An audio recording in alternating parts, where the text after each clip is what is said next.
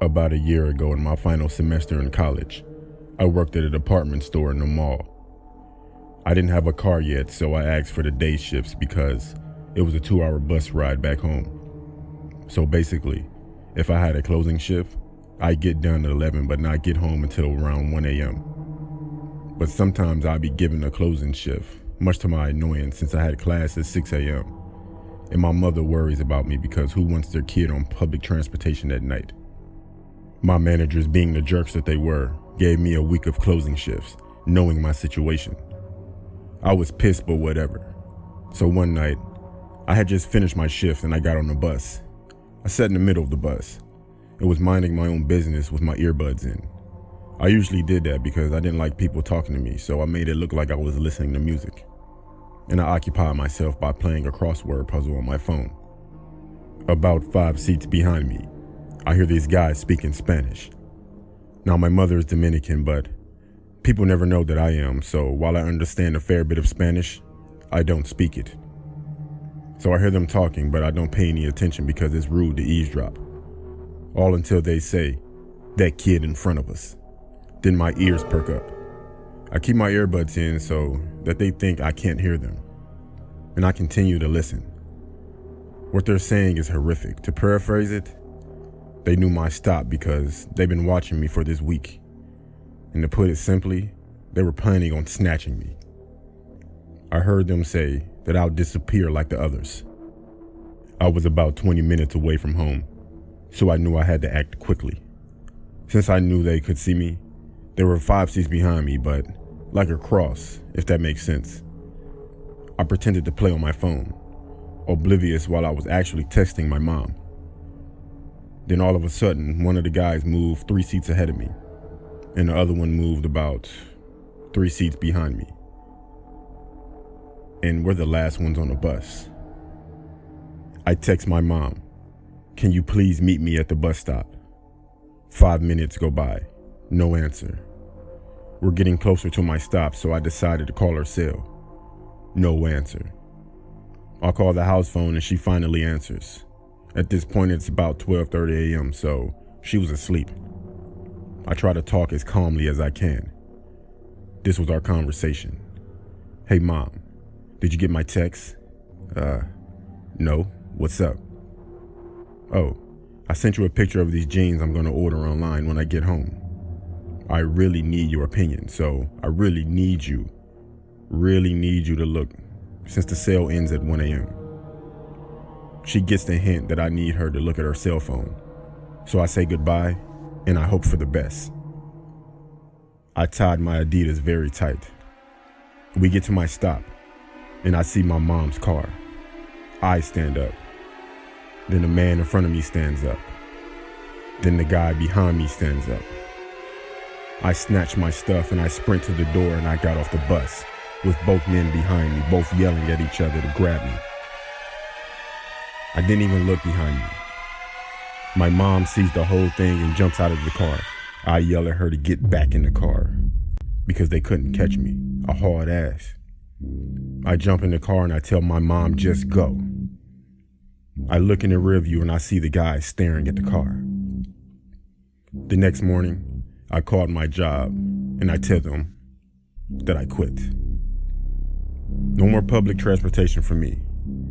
Thanks to my mom for teaching me Spanish, and thanks to my mom for getting the hint.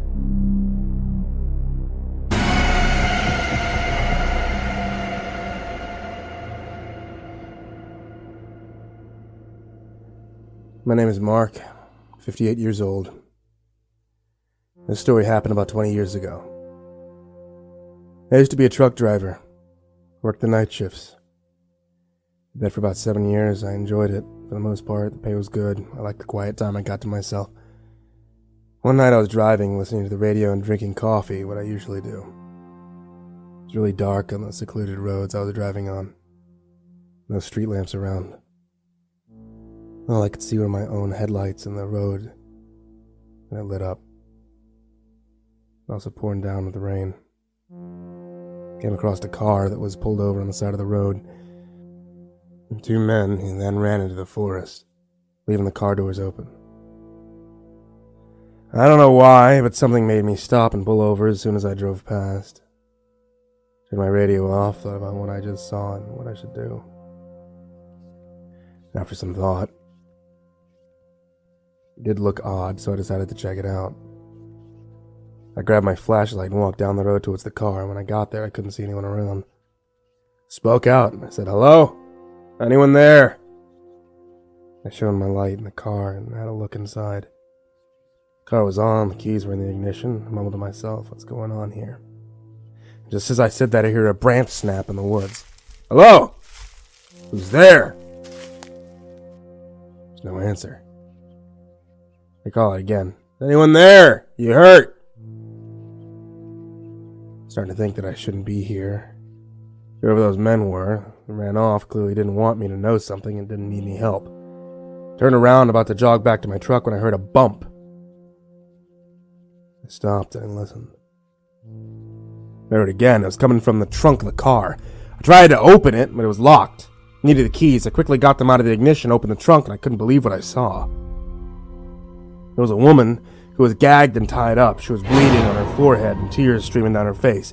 I removed the cloth from her mouth, and she was begging me to help her.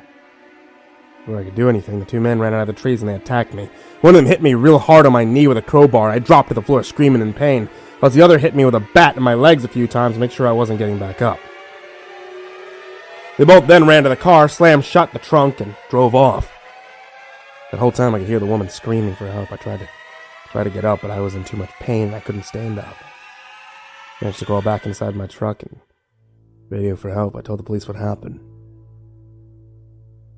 And that woman was never seen again.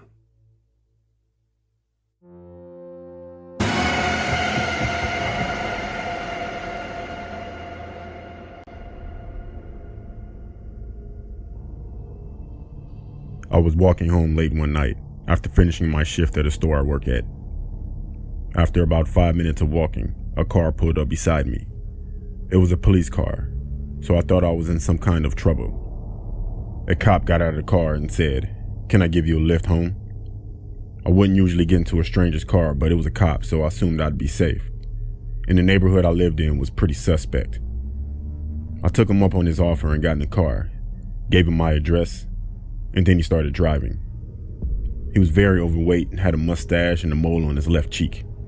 The first few minutes of the car ride were pretty awkward as he nor I, we didn't say anything until he spoke. Lucky I picked you up when I did. All sorts of young women like yourself get sexually assaulted around here. Allegedly. And he chuckled. I thought that's a strange thing to say and even find amusing, especially for a cop.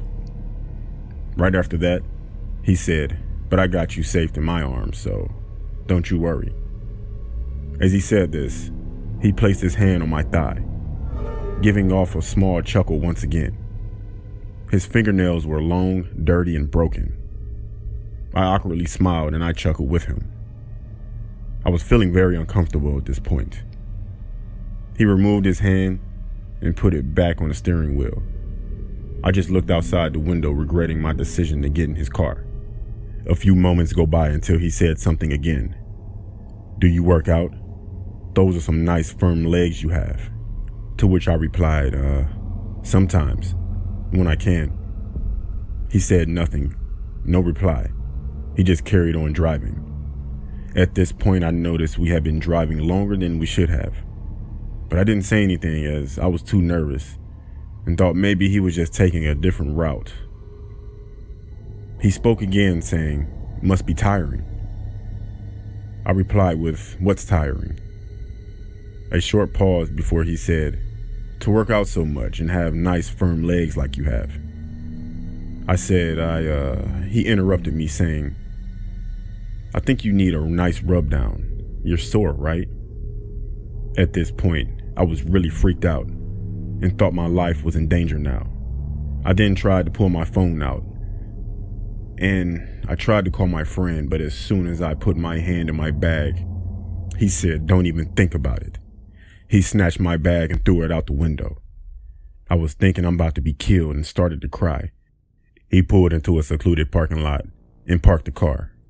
I was too scared to move. He just sat there looking down at the steering wheel, breathing heavily. Then he got out of the car and opened up the trunk.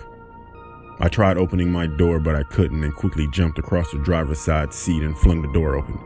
He rushed back from the trunk and was there to intercept me. He grabbed my arm and tried to pull me back into the car. I bit his hand as hard as I could, and he screamed and let go. I ran away as fast as I could, not looking back. I heard his car start up, and the tires screeched driving fast.